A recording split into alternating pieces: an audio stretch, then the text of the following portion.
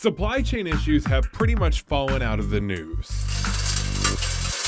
But a new report says there are still concerns that could cost you more money. The problems at the LA port are not contained to just California.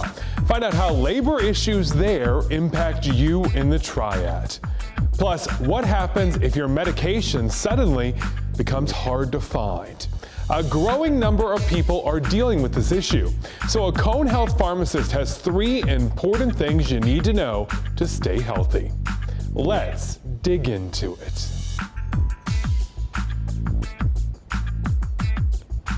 Hey there, I'm Ben Briscoe.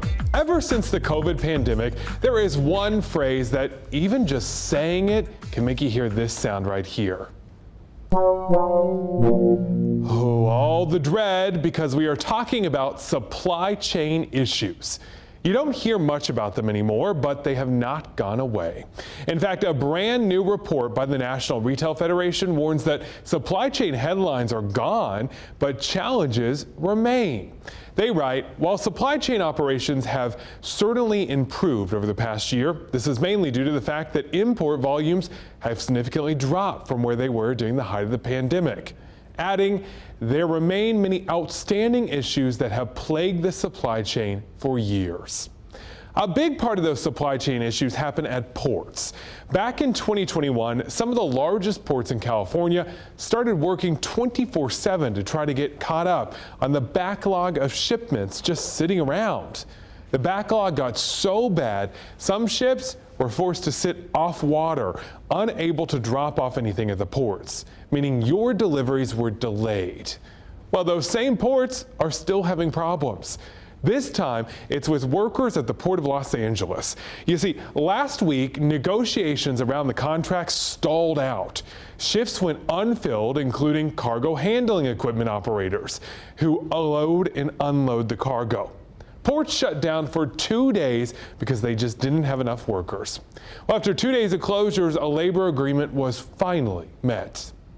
One possible solution being thrown around for labor issues is more robots working in distributions of products, such as the one at this trade show in Chicago demoing the idea. But take a look at what happened. Ouch! Digit the robot falls over. The company who made this robot said he does have a 99% success rate despite the fall. You know, one of the things that runs him is something that's another big supply chain issue.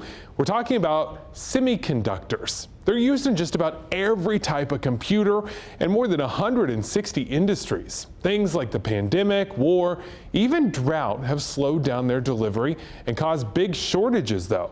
So the Biden administration is pushing for more semiconductors to be made right here in the U.S., not overseas. And North Carolina is at the center of that solution. Think about this, what it means to our supply chain and to our communities. Instead of relying on minerals made overseas in places like China, the supply chain will be here in America, here in North Carolina. It's a game changer. And by the way, America invented these chips. We invented them. Wolfspeed, a company who makes semiconductors, is betting big on North Carolina. The company is building a new $5 billion manufacturing plant in Chatham County. The company already employs 3,000 people. The new investment will add 1,800 new jobs. You know, I am personally seeing supply chain issues through a new light because of these, my glasses. Last week, my eye had some kind of allergic reaction to my contacts, so the doctor has me wearing glasses until it's all healed up. Here's where the supply chain comes in. When I went to get my medicine from the eye doctor, the pharmacist told me it would be 3 weeks because it was on back order. And it's not just my eye doctor medicine. According to the records I got from the FDA, there are currently 132 different drugs in short supply. The FDA says drug shortages can occur for lots of reasons, like manufacturing and quality problems, delays, and some companies decide just to discontinue certain meds if they don't make enough money on them. Legally, the FDA cannot require a company to make more of a drug, but they can approve importing medicines from other countries and speed up the review of new production line requests. While 132 drug shortages may seem like a lot, a Cone Health pharmacist says that's pretty typical, even before the pandemic. Drug shortages have always been here. It just depends on the medication, depends on the reason why. Sometimes it's a manufacturer issue to where they can't get a hold of the raw ingredient. Sometimes it's an issue to where there's been a drug recall. The drug shortages are not new. Unfortunately, they have been around. We had them several years ago. We have them now. We're going to continue to have them in the future.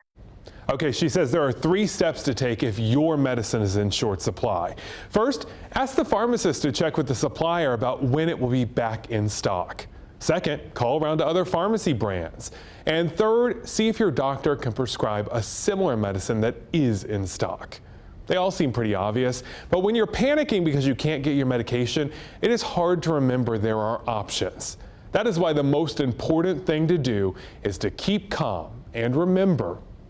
For most medications, there are alternatives in stock. Most medications have several, they're in a class of medications that there'll be several alternatives that we can choose from. So supply chains are still a work in progress, but it is getting better. Everyone can agree on that. Let's hope it stays in that direction.